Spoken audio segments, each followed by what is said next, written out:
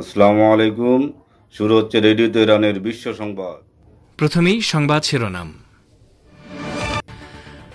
সশস্ত্র বাহিনীকে রণপ্রস্তুতি ও শক্তি বাড়াতে হবে, কমান্ডারদের বৈঠকে বললেন সর্বোচ্চ নেতা আয়াতুল্লাহ খামেনেই।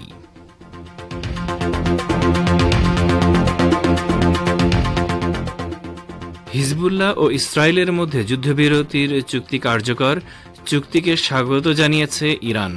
হুথি আন্দোলনের প্রশংসা।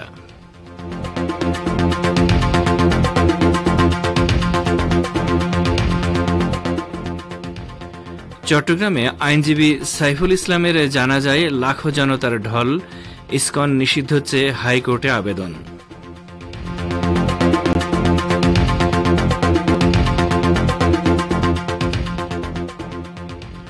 এবং চিন্ময় দাসের মুক্তির দাবিতে কলকাতায় বাংলাদেশ হাই কমিশন ঘেরাও করল বিজেপি, সীমান্তে ধর্নার হুমকি।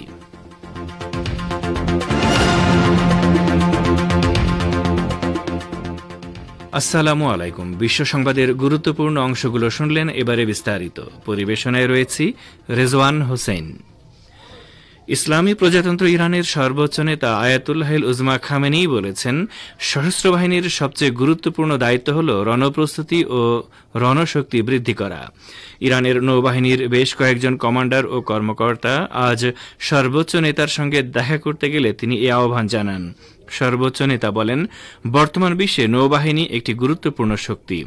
সশস্ত্র বাহিনী, বিশেষ করে নৌবাহিনীর সকল কর্মকাণ্ড ও পরিকল্পনায় এই বাহিনীর প্রস্তুতি ও রণশক্তি বৃদ্ধির বিষয়টি গুরুত্ব পাওয়া উচিত। আয়াতুল্লাহ খামেনেই বলেন, রণশক্তি বাড়লে শত্রুরা আক্রমণ করা থেকে বিরত থাকে। যারা ইরানের অকল্যাণ কামনা করে তাদের সামনে দেশের রণশক্তিকে এমনভাবে তুলে ধরতে হবে যাতে তারা বাস্তবিক অর্থেই এটা উপলব্ধি করে যে সংঘাতে জড়ালে তাদেরকে চড়া মূল্য দিতে হবে। ইহুদিবাদী ইসরায়েলের যুদ্ধাপরাধী প্রধানমন্ত্রী বেনিয়ামিন নেতানিয়াহু শেষ পর্যন্ত লেবাননে আগ্রাসন বন্ধ করতে রাজি হয়েছেন। আমেরিকা ও ফ্রান্সের পক্ষ থেকে প্রস্তাবিত যুদ্ধবিরতি নিয়ে নিজের যুদ্ধকালীন মন্ত্রিসভায় আলোচনার পর মঙ্গলবার রাতে নিজের এই সিদ্ধান্তের কথা জানান নেতানিয়াহু। ইসরায়েলের চ্যানেল 12 জানিয়েছে, লেবাননে 2 মাসের ব্যাপক হামলার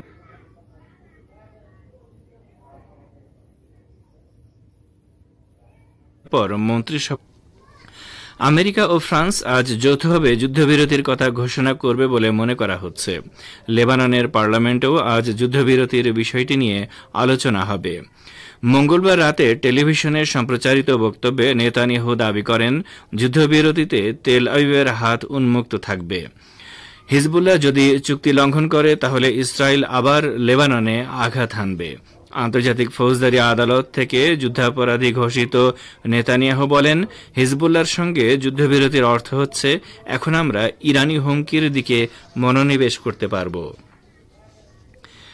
লেবাননের ইসলামী প্রতিরোধ আন্দোলন হিজবুল্লাহ এবং ইহুদিবাদী ইসরায়েলের মধ্যে স্বাক্ষরিত যুদ্ধবিরতি চুক্তিকে স্বাগত জানিয়েছে ইসলামী প্রজাতন্ত্র ইরান।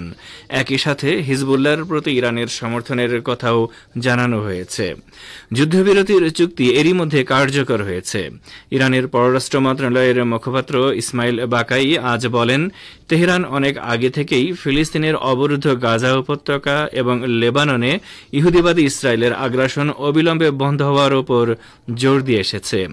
এই ব্যাপারে গত 14 মাস ধরে ইরান ব্যাপকভাবে কূটনৈতিক প্রচেষ্টা চালিয়েছে। ইসমাইল বাকাই আরও বলেন, আমেরিকা ও ইউরোপের কিছু দেশের পূর্ণাঙ্গ সমর্থন নিয়ে ইহুদিবাদী ইসরায়েল যুদ্ধকামী নীতি অনুসরণ করেছে এবং বর্বরতা চালিয়েছে। তার ফল হিসেবে ফিলিস্তিন এবং লেবাননে 60,000 মানুষ শহীদ এবং 1,20,000-এর বেশি মানুষ আহত হয়েছেন।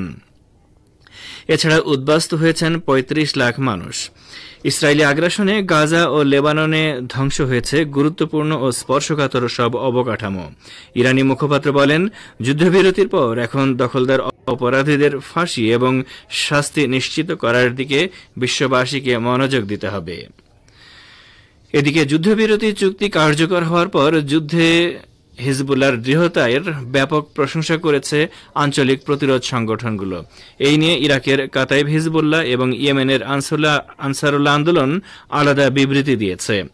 কাতাইব হিজবুল্লাহ জোরালো ভাষায় বলেছে, যুদ্ধবিরতির সিদ্ধান্ত সম্পূর্ণভাবে লেবাননের এবং এই যুদ্ধবিরতির কারণে আঞ্চলিক কোনো সংগঠন দুর্বল হবে না, বরং প্রতিরোধ অক্ষ আল্লাহর শত্রুদের বিরুদ্ধে লড়াইয়ে আরও শক্তিশালী হয়ে উঠবে।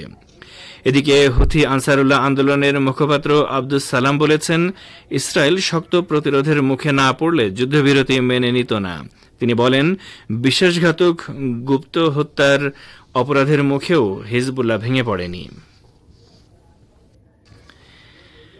ইসলামী প্রজাতন্ত্র ইরানের পররাষ্ট্রমন্ত্রী সৈয়দ আব্বাস আরাকচি বলেছেন, ফিলিস্তিনি ভূখণ্ডে ইহুদিবাদী ইসরায়েলের দখলদারিত্বের অবসান ছাড়া পশ্চিম এশিয়ায় শান্তি প্রতিষ্ঠা সম্ভব নয়।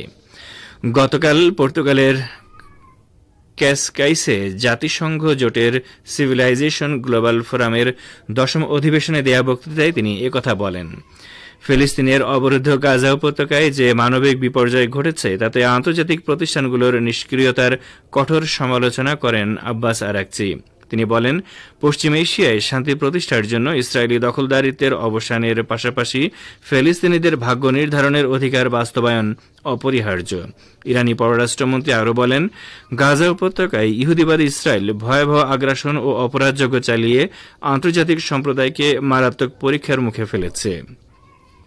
আন্তর্জাতিক আইন এবং মানবাধিকারের মারাত্মক লঙ্ঘনের মুখে জাতিসংঘ নিরাপত্তা পরিষদ, আন্তর্জাতিক বিচার আদালত ও আন্তর্জাতিক অপরাধ আদালতের মতো আন্তর্জাতিক সংস্থাগুলো দায়িত্ব পালনে চরমভাবে ব্যর্থ হয়েছে বলেও তিনি মন্তব্য করেন। ফিরে আসি বিশ্ব সংবাদে।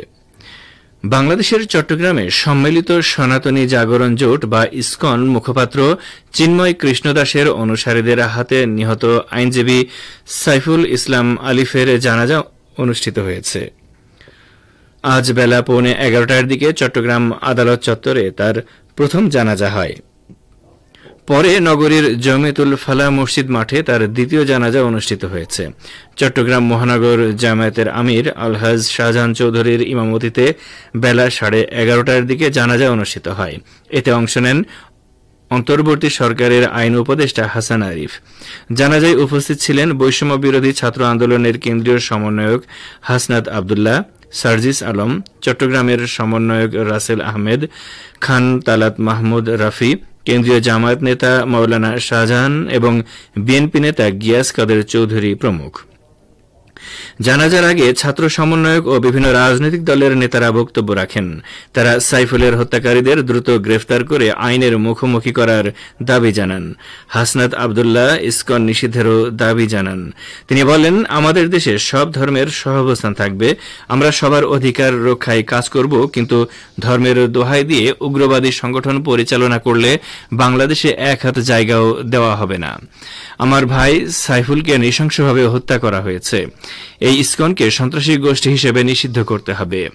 এদিকে ইসকন নিষিদ্ধ চেয়ে এবং যে কোনো অপ্রীতিকর পরিস্থিতি এড়াতে চট্টগ্রাম ও রংপুরে জরুরি অবস্থা জারির নির্দেশনা চেয়ে হাইকোর্টে আবেদন করেছেন এক আইনজীবী। জিয়া চ্যারিটেবল ট্রাস্ট দুর্নীতি মামলায় বিএনপি চেয়ারপারসন বেগম খালেদা জিয়া সহ সব আসামিকে খালাস দিয়েছে হাইকোর্ট। এই মামলায় নিম্ন আদালতের রায়কে চ্যালেঞ্জ করে আসামি পক্ষের করা পৃথক আপিলের শুনানি শেষে বিচারপতি AKM আসাদুজ্জামান ও বিচারপতি সৈয়দ এনায়েত হোসেনের হাইকোর্ট বেঞ্চ এ রায় দেয়। এর আগে চলতি বছরের 3 নভেম্বর বিএনপি চেয়ারপারসনকে আপিল করার জন্য নিজ খরচে মামলার পেপার বুক প্রস্তুত করার অনুমতি দেয় হাইকোর্ট। নিম্ন আদালতের রায়ের বিরুদ্ধে হাইকোর্টে আপিলের শুনানির জন্য বিচারের কার্যক্রম, জবানবন্দি, প্রমাণ, রায় এবং অন্যান্য নথি সহ মামলার সমস্ত বিবরণ সম্বলিত পেপার বুক প্রয়োজন হয়। 2019 সালের 30 এপ্রিল হাইকোর্টের আরেকটি বেঞ্চ জিয়া চ্যারিটেবল ট্রাস্ট দুর্নীতি মামলায় সাজা ও কারাদণ্ডকে চ্যালেঞ্জ করে খালেদা জিয়ার আপিল গ্রহণ করে এবং এই মামলায় তাকে 10 লাখ টাকা জরিমানা করা নিম্ন আদালতের রায়ের একটি অংশ স্থগিত করে। আপনারা বিশ্ব সংবাদ শুনছেন রেডিও তেহরান থেকে, আর প্রচারিত হচ্ছে শর্টওয়েভ 25 মিটার ব্যান্ডে। বাংলাদেশ সম্মিলিত সনাতনী জাগরণ জোটের মুখপাত্র ও ইসকন নেতা চিন্ময় কৃষ্ণদাস ব্রহ্মচারীকে অবিলম্বে নিঃশর্ত মুক্তি দেওয়ার দাবি জানিয়েছেন ভারতের পশ্চিমবঙ্গের বিরোধী দলীয় নেতা শুভেন্দু অধিকারী। তা না হলে বাংলাদেশের ভিসা বাতিলের দাবিতে কেন্দ্রের কাছে পশ্চিমবঙ্গ বিজেপি আর্জি জানাবে বলে ঘোষণা দিয়েছেন তিনি। আজ শুভেন্দুর নেতৃত্বে বিজেপি বিধায়করা বাংলাদেশ হাই কমিশনারের অফিস ঘেরাও করেন। সেখানে শুভেন্দু বলেন, এর আগেও বাংলাদেশের অনেক সরকারকে দেখেছি, তবে এই রকমের ভারত বিরোধী আচরণ, হিন্দুদের উপর নির্যাতন আগের কোন সরকারকে করতে দেখিনি। ইসকন নেতা চিন্ময় দাস ব্রহ্মচারীর পাশে থাকার ঘোষণা দিয়ে শুভেন্দু বলেন, উনি কোনো অন্যায় করেনি, মিথ্যা কেসে ফাঁসিয়েছে ইউনিসের তালিবান সরকার। তারই প্রতিবাদে বাংলাদেশ হাই কমিশনারের অফিসে দাবি জানিয়ে গেলাম। এরপরই শুভেন্দু বলেন, প্রয়োজনে একদিন অপেক্ষা করে ভিসা দপ্তরে যাব।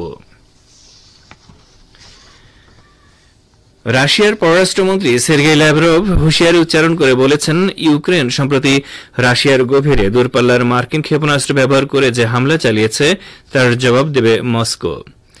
রাশিয়ার রুসিয়াস্কিয়া গেজেটা পত্রিকাকে আজ ল্যাভরভ একথা বলেন। তিনি বলেন, আন্তর্জাতিকভাবে স্বীকৃত রাশিয়ার ভূখণ্ডে ক্ষেপণাস্ত্র হামলাকে সংঘাত বাড়ানোর পদক্ষেপ বলে আমরা মনে করি।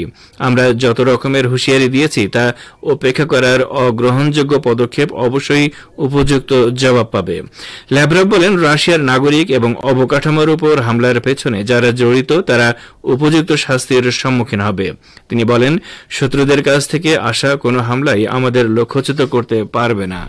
ল্যাভরভ অঙ্গীকার ব্যক্ত করেন, রাশিয়ার বিরুদ্ধে যে কোনো নিরাপত্তা হুমকি নস্যাৎ করবে মস্কো। মার্কিন নেতৃত্বাধীন ন্যাটো জোটে যোগদানের বিষয়ে ইউক্রেনের আকাঙ্ক্ষাকেও রাশিয়া নিজের জন্য হুমকি বলে মনে করে। বিশ্ব সংবাদ শুনলেন রেডিও তেহরান থেকে। এবারে আমন্ত্রণ জানাচ্ছি সংবাদ ভাষার অনুষ্ঠান দৃষ্টিপাতে। হিজবুল্লাহর সঙ্গে যুদ্ধবিরতিতে সম্মত হয়েছে ইহুদিবাদী ইসরায়েল। এর কারণ ও তাৎপর্য সম্পর্কে শুনুন আমাদের ভাষ্যকারের একটি প্রতিবেদন।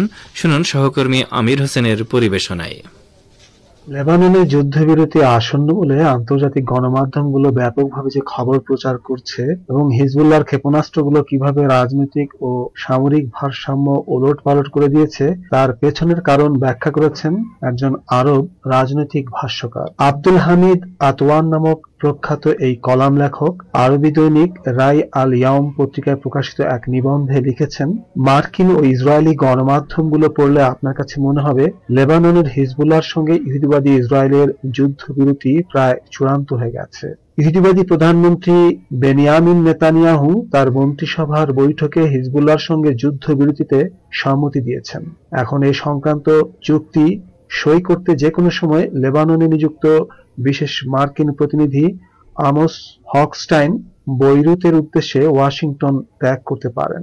এই আরব রাজনৈতিক বিশ্লেষক আরো বলেছেন, হিজবুল্লাহ যোদ্ধারা রোববার ইসরায়েলের রাজধানী তেল আবিব, হাইফা ও সাফেদ শহরের সামরিক ও গোয়েন্দা ঘাঁটিগুলো লক্ষ্য করে অন্তত 240টি ক্ষেপণাস্ত্র এবং বেশ কয়েকটি আত্মঘাতী ড্রোন নিক্ষেপ করে। ভয়াবহ ওই হামলা থেকে বাঁচতে প্রায় 40 লাখ ইহুদিবাদী ভূগর্ভস্থ আশ্রয় কেন্দ্রগুলোতে ছুটে যায়। তেল আবিবের বেন গুরিয়ন বিমানবন্দরের কার্যক্রম বন্ধ করে দিতে হয় এবং ইসরায়েলের বিভিন্ন স্থানে আগুন ধরে যায়। আতওয়ান আরো বলেছেন, হিজবুল্লাহর হামলায় যখন ইসরায়েলি নাগরিকরা দিশেহারা এবং তাদেরকে সান্ত্বনা দেওয়ার মতো কোনো বাণী বক্তব্য নেতানিয়াহু ঝুলিতে নেই, তখন এসব মানুষকে শান্ত রাখার কৌশল হিসাবে ব্যাপকভাবে সম্ভাব্য যুদ্ধবিরতির খবর প্রচার করা হচ্ছে। এই আরব বিশ্লেষক আরো বলেছেন, যুদ্ধবিরতি সম্পর্কে এ ধরনের ইতিবাচক খবর প্রচারের আরেকটি কারণ উত্তর ইসরায়েলে বসবাসরত ইহুদিবাদীদের এই বলে আশ্বস্ত করা যে তাদেরকে এখন যেমন প্রতিদিন বারবার হিজবুল্লাহর হামলার কারণে আশ্রয় কেন্দ্রগুলোতে যেতে হচ্ছে, যুদ্ধবিরতি হয়ে গেলে সেই পরিস্থিতি আর থাকবে না, বরং তারা স্বাভাবিক জীবনযাপন করতে পারবে। তার মতে, লেবাননে যুদ্ধবিরতি প্রতিষ্ঠা করতে হলে একই সঙ্গে গাজায়ও যুদ্ধ বন্ধ করতে হবে, তা না হলে ইসরায়েলি অর্থনীতির অপমৃত্যু ঘটবে। রোববারের হামলায় ইসরায়েলের দ্বিতীয় বৃহত্তম নৌবন্দর অ্যাশদোদে হিজবুল্লাহর ক্ষেপণাস্ত্র আঘাত হেনেছে। এছাড়া ইসরায়েলি সামরিক ঘাঁটিগুলোতে হিজবুল্লাহর হামলায় মারাত্মক ক্ষয়ক্ষতি হয়েছে। ইহুদিবাদীরা হিজবুল্লাহর সঙ্গে যুদ্ধবিরতির জন্য আরো যেসব কারণে তাড়াহুড়ো করছে তা হলো হিজবুল্লাহ যে ক্ষেপণাস্ত্র দিয়ে ইসরায়েলের দক্ষিণ প্রান্তে অবস্থিত অ্যাশদোদ শহরে হামলা চালিয়েছে, ওই ক্ষেপণাস্ত্র ব্যবহার করে ইমুনায় হামলা চালানো সম্ভব। এই আরব বিশ্লেষক আরও বলেছেন, লেবাননের ইসলামী প্রতিরোধ আন্দোলন হিজবুল্লাহ এমন সময় ইসরায়েল জুড়ে এমন ভয়াবহ হামলা চালিয়েছে যখন নেতানিয়াহু মিথ্যা দাবি করে বলেছিল ইসরায়েলি হামলায় হিজবুল্লাহর শতকরা ৮০% সামরিক সক্ষমতা ধ্বংস হয়ে গেছে এবং দলটি অতীতের যে কোনো সময়ের তুলনায় দুর্বল হয়ে পড়েছে। আতওয়ানের মতে, হিজবুল্লাহর সঙ্গে যুদ্ধবিরতিতে নেতানিয়াহুর সম্মতি এবং এই সংক্রান্ত খবর ফলাও করে প্রচারের ফলে বোঝা যায় হিজবুল্লাহর সঙ্গে যুদ্ধে নিজের পরাজয় স্বীকার করে নিয়েছে তেল আবিব। বিশেষ করে হিজবুল্লাহর বিরুদ্ধে স্থল অভিযান চালিয়ে ইসরায়েল তার কোনো লক্ষ্য অর্জন করতে পারেনি। হিজবুল্লাহকে ধ্বংস করা অথবা অন্তত দক্ষিণ লেবানন থেকে এই সংগঠনকে উত্তর দিকে হটিয়ে দেওয়া ছিল ইসরায়েলি স্থল অভিযানের ঘোষিত লক্ষ্য, কিন্তু ওগুলোর কোনোটি অর্জিত হয়নি। লেবাননের সঙ্গে যুদ্ধবিরতির খবর প্রকাশিত হওয়ার পর ইসরায়েলের ২৪ নম্বর টিভি চ্যানেলের সাংবাদিক জাভি ইয়াজাকেলি বলেছেন, যুদ্ধবিরতি মানে আমরা নতি স্বীকার করেছি। ইসরায়েলের কান নিউজ চ্যানেল জানিয়েছে, ইহুদিবাদী প্রধানমন্ত্রী মঙ্গলবার রাতে যে যুদ্ধবিরতি ঘোষণা করেছেন তা বুধবার সকাল থেকে কার্যকর হবে।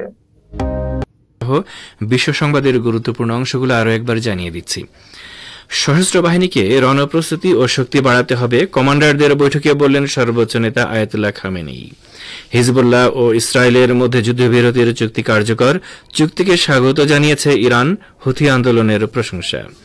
চট্টগ্রামে আইনজীবী সাইফুল ইসলামের জানাজায় লাখো জনতার ঢল, ইসকন নিষিদ্ধ চেয়ে হাইকোর্টে আবেদন। চিন্ময় দাসের মুক্তির দাবিতে কলকাতায় বাংলাদেশ হাই কমিশন ঘেরাও করল বিজেপি, সীমান্তে ধর্নার হুমকি। এবারে আরও একটি খবর। রাশিয়ায় নিযুক্ত ব্রিটিশ দূতাবাসের একজন কূটনীতিককে গুপ্তচর বৃত্তির অভিযোগে বহিষ্কার করা হয়েছে। রাশিয়ার অভ্যন্তরীণ গোয়েন্দা সংস্থা এফএসবি গতকাল জানিয়েছে, ওই কূটনীতিকের কাগজপত্রে অসঙ্গতি পাওয়ার পর তাকে বহিষ্কার করা হয়। এফএসবি এক বিবৃতিতে বলেছে, ব্রিটিশ নাগরিককে গুপ্তচর হিসেবে সন্দেহ করা হচ্ছে এবং তাকে রাশিয়া ছেড়ে চলে যেতে নির্দেশ দেওয়া হয়েছে। এফএসবি জানিয়েছে, গুপ্তচর বৃত্তিতে নিযুক্ত ব্রিটিশ এই কর্মকর্তার নাম উইলস এডওয়ার্ড প্রিয়র, যিনি মস্কোয় ব্রিটিশ দূতাবাসের রাজনৈতিক বিভাগের দ্বিতীয় সচিব হিসেবে দায়িত্ব পালন করছিলেন। গত আগস্ট মাসে ব্রিটেনের ৬ জন কূটনীতিককে গুপ্তচর বৃত্তির দায়ে বহিষ্কার করেছিল রুশ সরকার।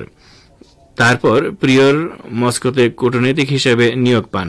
এর আগেও রাশিয়া এবং ব্রিটেন গুপ্তচর বৃত্তির অভিযোগ তুলে এক দেশ অন্য দেশের কূটনীতিকদের বহিষ্কার করেছে। তো এবারে আমাদের পরবর্তী